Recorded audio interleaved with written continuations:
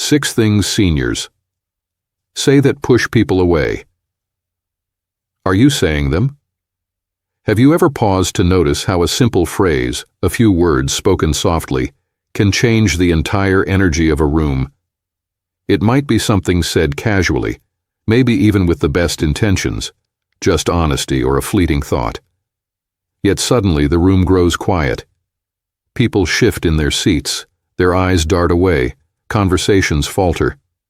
That subtle shift lingers, and before long you find yourself wondering, did I say something wrong? Are people just too sensitive? As we journey through life and reach these later chapters, our words carry a profound weight. They are not just sounds. They are the bridges or walls we build with those we love. Our voices echo the stories of decades lived, of joys, of hardships, of lessons hard-earned. They hold the power to pull people close, to foster warmth and connection, or quietly push them away, creating distance where there should be love. In these moments, our words shape how others see us, but even more deeply, they shape how others feel around us. They influence whether our presence brings comfort and respect, or unease and silence. Today I want to share with you something gentle but vital. It's about 6 simple phrases many seniors speak, phrases that can unintentionally create barriers instead of bonds, that can invite pity where respect belongs, or loneliness where there should be love. There is no blame here, no shame. Only a chance for awareness, for small changes that can keep your relationship strong, your presence powerful, and your heart full. Because your words matter, your voice matters, and above all, you matter. Phrase number 1, I'm just a burden. There is a phrase many seniors find themselves whispering, sometimes without even realizing its weight. I'm just a burden. These words often come wrapped in vulnerability, a quiet confession born from fatigue, pain, or the gradual loss of independence that once defined who you were. Perhaps it's said after a helping hand is offered, a visit from a loved one, or a simple act of kindness. You say it, hoping to spare others from worry, to show you understand their sacrifice. You think you're being considerate, even humble, but here's the truth. Those words, no matter how softly spoken, land like a heavy stone in the hearts of those who love you.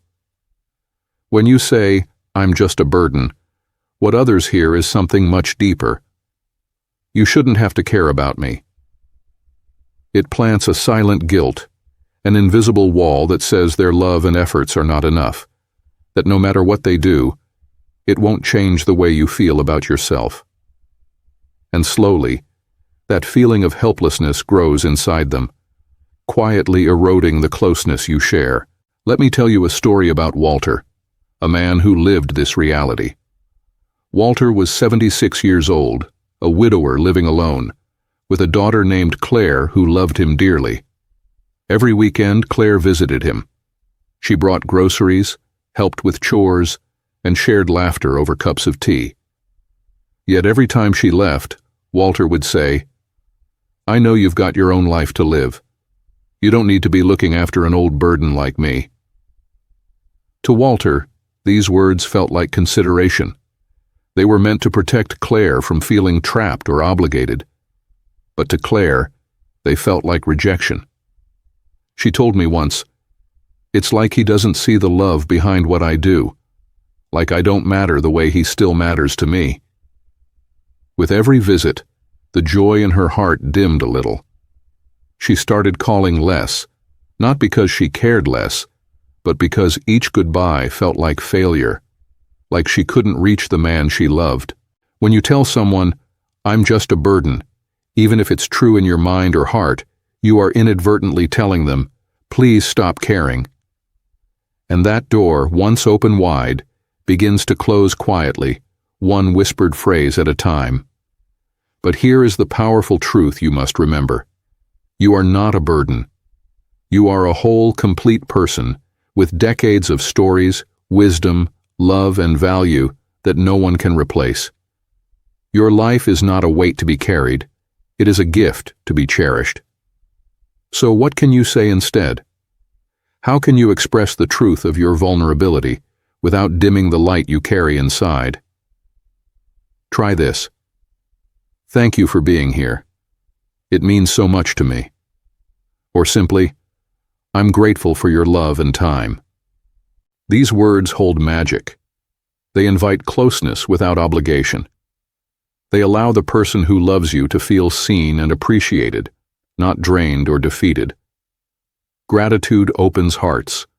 It reminds both you and those around you that love is not a transaction or a duty. It's a bond that grows stronger when nurtured with kindness and respect. You still have so much to give. Your presence, your smile, your stories, your laughter. All these are treasures that enrich the lives of those who care about you. Don't reduce yourself to a phrase that dims your own light. Speak with the awareness that every word you say shapes the way others feel, and more importantly, shapes the way you feel about yourself.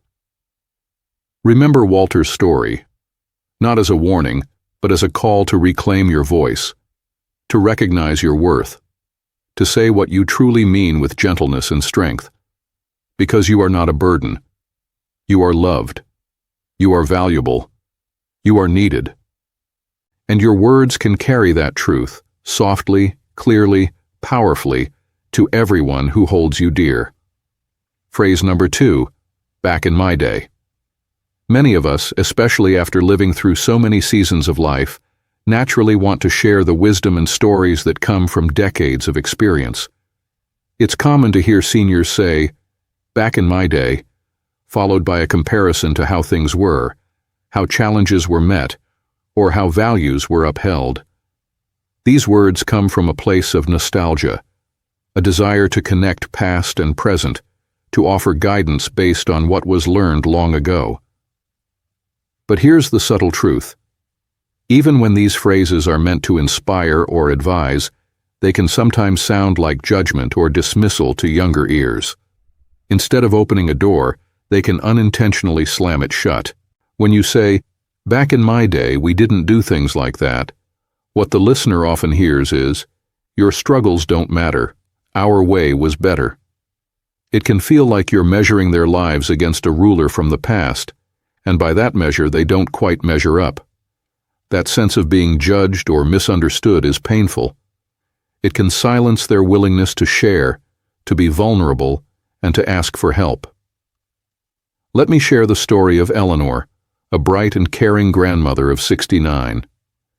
She adored her grandson Jake, a young man just stepping into the world of adulthood.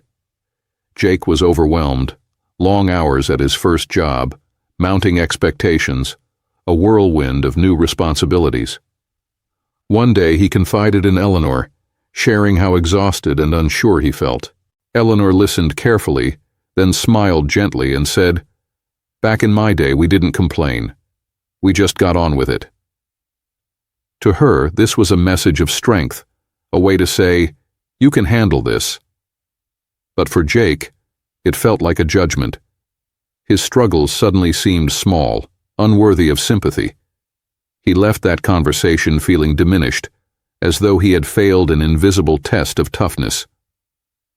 Over time, Jake stopped opening up to Eleanor, not because he loved her any less, but because he no longer felt safe being vulnerable around her. This is the quiet tragedy of the phrase, back in my day. It risks turning what should be an invitation to connect into a barrier that keeps generations apart. But the good news is this. Your stories are gifts, gifts of wisdom, perspective, and life lived fully. The way you share them makes all the difference. Instead of framing your memories as a comparison or a judgment, try offering them as an invitation. For example, say something like, I remember facing something similar once. Would you like to hear how I handled it? This simple change opens a door rather than closing one. It says, I'm here with you. I want to share, not to correct. It creates space for younger generations to meet you where you are, and for you to meet them where they are. Because at the heart of it all, no matter your age, what we all long for is the same: to be heard, to be seen, and to know that our voice matters. Your experiences have power. Share them with love and openness, and you'll build bridges that carry both past and present forward, side by side. Phrase number 3. What's the point? Sometimes, in moments when the days feel heavier than usual, or when pain lingers longer than we wish, a quiet, almost whispered question escapes our lips. What's the point? These words carry the weight of exhaustion, of frustration, of a spirit tired of fighting invisible battles. They might feel like a simple sigh, a release of built-up weariness, a way of expressing that things no longer seem worth the effort. And truly, we all have those moments. To feel overwhelmed, to wonder if continuing to try will make any difference. That's part of being human. But when those words become a habit, spoken again and again, they cast a shadow, not only on our own mood, but on everyone who loves us and wants to see us thrive. Hearing, "What's the point?" repeatedly can unsettle those closest to us. It doesn't sound like mere frustration. It sounds like surrender. And watching someone you love give up is heartbreaking. I remember Robert, a retired high school coach, full of life and laughter for decades. He was the neighbor who shoveled snow before dawn, the one who brightened every Sunday dinner with stories and jokes. But after his wife passed, something inside him dimmed. The spark that once lit up rooms grew quieter, smaller. His daughter Megan called often, inviting him out, to dinner, to the park, to see the grandkids. But all too often Robert's answer was a sigh, a heavy pause, then the words, "What's the point?" At first, Megan insisted.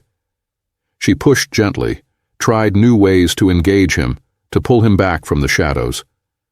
But over time, the energy it took to lift him out of that place became too much. Not because she stopped caring, but because she began to feel powerless, like no matter what she did, she couldn't reach the man she loved. This is the silent danger of those words. When you say, "What's the point?" you may not mean to sound hopeless. You might just be tired or in pain or struggling with change. But to the people around you, those words say, "I've stopped looking forward to life." And that message can make others feel helpless, like they're watching someone slowly drift away. Yet here is a truth worth holding close. Your life holds meaning, even if the world around you has changed. You don't have to be busy or productive to be valuable. Your presence alone, your quiet smile, your listening ear, your stories, matters more than you know. So when you catch yourself about to say, "What's the point?" try asking a different question instead. Something gentle, something hopeful. What would bring me a little joy today? It doesn't have to be something grand. Maybe it's a warm cup of tea on the porch. Maybe it's a text to a grandchild. Maybe it's listening to an old favorite song and letting it carry you back to a happy memory. That simple question holds incredible power. It shifts your focus from what feels heavy and impossible to what might bring a small spark of light. And when you show even a flicker of curiosity or hope, it changes the way others show up for you too. They find reasons to keep inviting you in, to keep believing their presence matters. You don't need to have all the answers. You don't have to feel cheerful every moment. But choosing to reach out with a quiet question about joy is a way of saying, "I'm still here. I'm still open. I'm still reaching." And that kind of energy is magnetic. It draws love, connection, and life back into your days. Phrase number 4. You wouldn't understand. Sometimes when someone younger asks how we're really doing or tries to connect on a deeper level, it's tempting to respond with the words, "You wouldn't understand." These words may feel protective, a way to shield ourselves from the vulnerability of sharing pain or complex feelings. After all, we've lived through things many today haven't: wars, economic hardships, deep losses, and rapid changes that seem almost impossible to explain fully. Saying, "You wouldn't understand," can feel reasonable. It feels like a way of keeping things simple, avoiding disappointment or the frustration of not being truly heard. But what this phrase really does, often without us realizing, is build a wall between ourselves and those who want to be close. Let me share the story of Margaret, an 84-year-old grandmother who lost her husband after 50 years of marriage. Her granddaughter Lily, a kind-hearted woman in her 30s, came to visit often, eager to listen and help. Lily would gently ask, "Grandma, how are you really doing? Want to tell me a story about when you met Grandpa? Can I help you cook something you loved from your youth?" Margaret, with a soft wave of her hand, would reply, "You wouldn't understand." It wasn't said with unkindness. It was said out of a desire to keep pain tucked away, to avoid burdening Lily with struggles that felt too heavy to explain. But over time, Lily stopped asking, not because she cared less, but because she felt her presence didn't matter, that she wasn't wanted to share the difficult parts. That phrase, though simple, sent a message. There's no point in trying to connect with me because you won't get it. Connection, however, is not built on understanding everything perfectly. It's built on trying. When someone asks, they're not seeking a flawless explanation. They just want to be there with you, to witness your story, to say, "I may not get it all, but I want to be here with you anyway." So instead of saying, "You wouldn't understand," consider opening the door just a little and saying, "It's hard to explain, but I'd like to try if you're willing to listen." This one sentence is powerful. It invites someone in. It says, "I trust you enough to let you walk with me for a while." It allows love to flow, not despite the difficulties, but through them. People don't need you to be perfect or polished. They need you to be present, to let them care, to let them show up. Never underestimate the love people are capable of giving, especially when you give them the chance to try. Phrase number 5. I'm too old for that. This phrase often slips out casually, sometimes said with a chuckle, sometimes used to set boundaries or to sound humble. You might hear yourself say, "I'm too old for that," when faced with new hobbies, technologies, or social activities. And yes, there are practical truths to this. Maybe climbing ladders or pulling late nights just aren't what they used to be.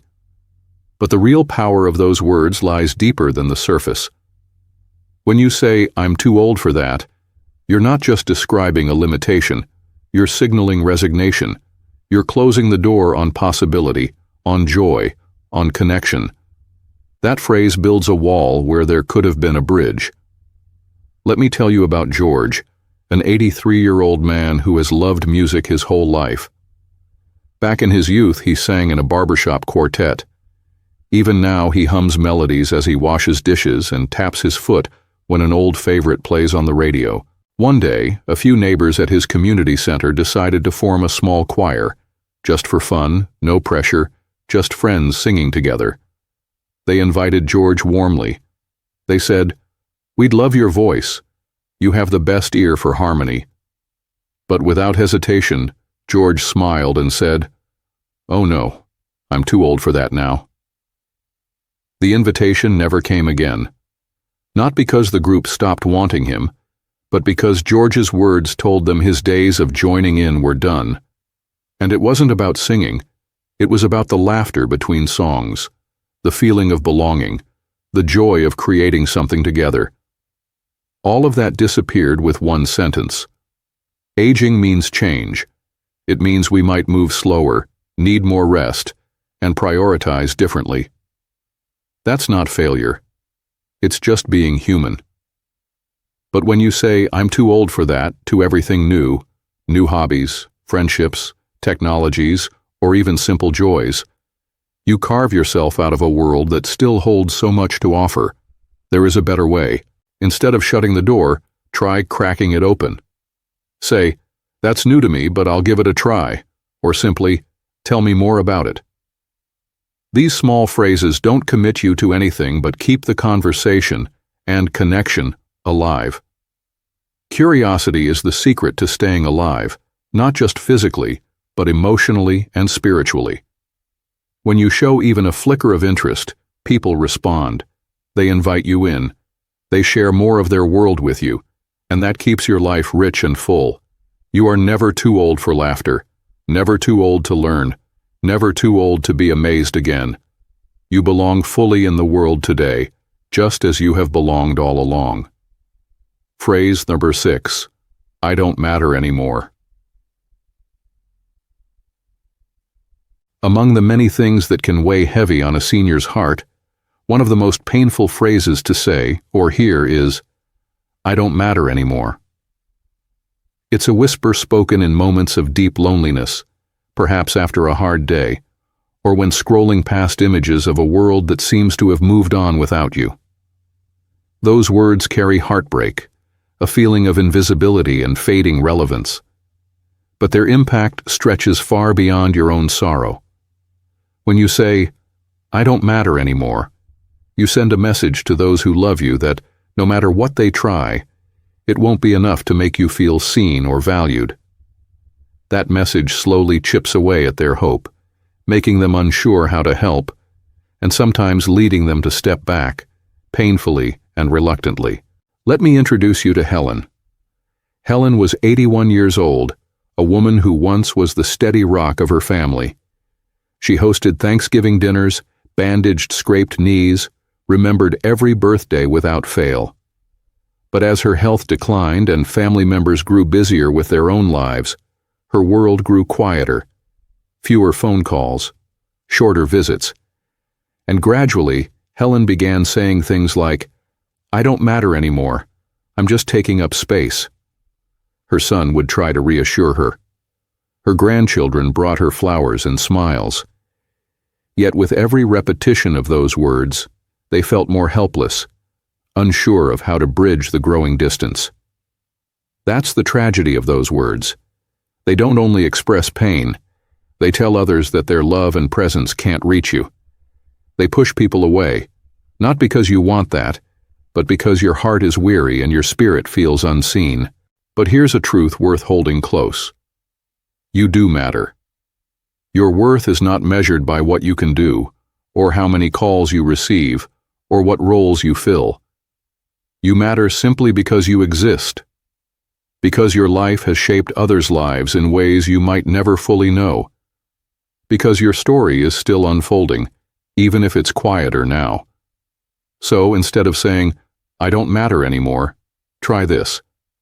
Sometimes I feel invisible, but I want to feel connected. This sentence holds honesty without shutting doors. It invites love and care instead of pushing it away. It gives your loved ones something real to respond to, something they can do to help you feel seen and valued again. There is no age limit on love, relevance, or belonging. The pace of life changes. Sometimes we feel left behind. But the more you speak your worth, the more the world reflects it back to you. You are a light that the world still needs. You are a voice that deserves to be heard. And your presence remains a gift, irreplaceable and deeply treasured. As we come to the close of this conversation, take a gentle breath and reflect on the words we've shared.